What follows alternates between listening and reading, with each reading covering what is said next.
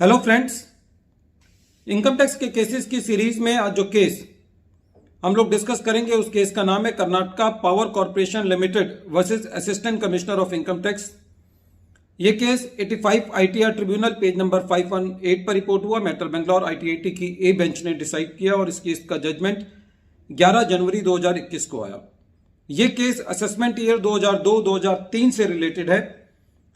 ये case section 154 पर है और ये केस इस चीज का परफेक्ट एग्जांपल है कि किस तरीके से एसएससी को इनकम टैक्स एक्ट की कॉम्प्लेक्सिटी की वजह से 20-20, 25-25 साल तक एसएससी के मैटर लिटिगेशन में रहते हैं। एसएससी का सेक्शन 143 सब सेक्शन 3 के अंदर जो नॉर्मल स्क्रूटनी होती है उसके अंदर ऑर्डर पास किया गया। ऑर्डर पास करने के बाद सीआईटी को यह लगा कि इसके अंदर ये order prejudicial to the interest to the revenue है, इरोनियस है, और इसलिए उन्होंने 263 के अंदर असेसिंग ऑफिसर को दिशा निर्देश दिए कि आप दोबारा ऑर्डर पास कीजिए।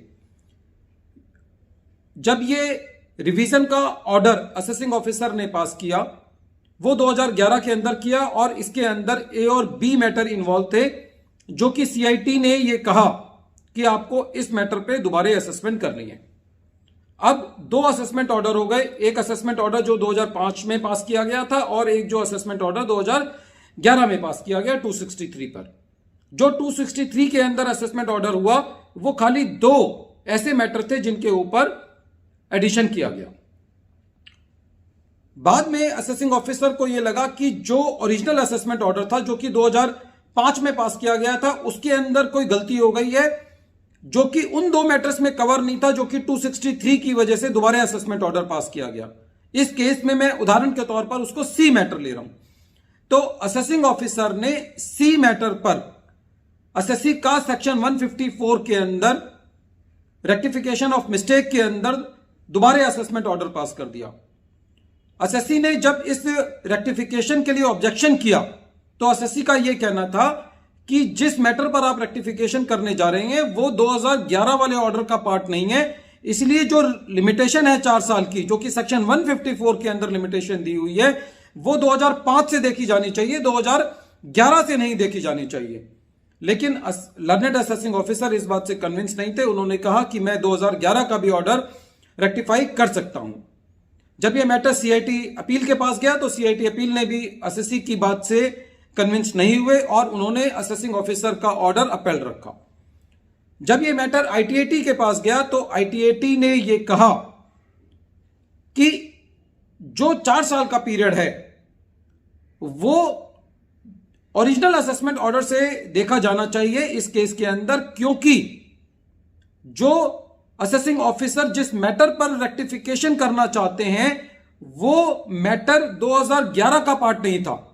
यदि असेसिंग ऑफिसर कोई ऐसा मैटर रेक्टिफाई करना चाह रहा था जो कि 2011 के असेसमेंट ऑर्डर में था तो फिर तो उसको 154 के अंदर उसकी लिमिटेशन 2011 से देखी जानी चाहिए, क्योंकि जो ओरिजिनल असेसमेंट ऑर्डर है वो 2005 में कर दिया गया था और जो 2011 में असेसमेंट ऑर्डर पास किया गया 263 की वजह से वो ए और बी ग्राउंड पर किया गया। यदि ए और बी ग्राउंड पर कोई 154 होना था तो उसका लिमिटेशन 2011 से देखा जाना चाहिए। उसके अलावा यदि कोई और भी मैटर है तो उसका रेक्टिफिकेशन का 154 का जो लिमिटेशन पीरियड है वो 2005 से कैलकुलेट होगा। फ्रेंड्स, ये केस बहुत इंपॉर्टेंट है क्योंकि हम अपनी रूटीन प्रैक्टिस के अंदर ये देखते हैं कि सेक्शन 154 को डिपार्टमेंट कई बार बहुत कैजुअली लेता है और यदि कोई दोबारे असेसमेंट ऑर्डर पास होता है या कोई ट्रिब्यूनल ऑर्डर पास करता है तो ऐसा नहीं है कि अब दोबारा 4 साल उस ट्रिब्यूनल के ऑर्डर से दोबारा शुरू हो जाएंगे।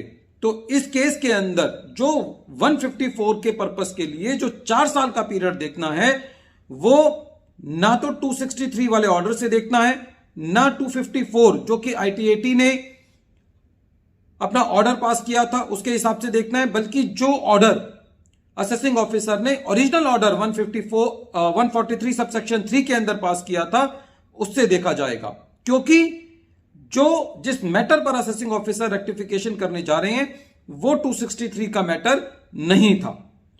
ये केस फ्रेंड्स उन सारे केसेस के लिए बहुत इंपॉर्टेंट है जहां पे कई बार मल्टीसिप्लिसिटी ऑफ ऑर्डर्स पास हो जाते हैं 263 की वजह से, या जब कोई ट्रिब्यूनल कोई मैटर को रिवर्ट बैक कर देती है, तो ऐसी परिस्थिति के अंदर यह केस बहुत इंपॉर्टेंट है।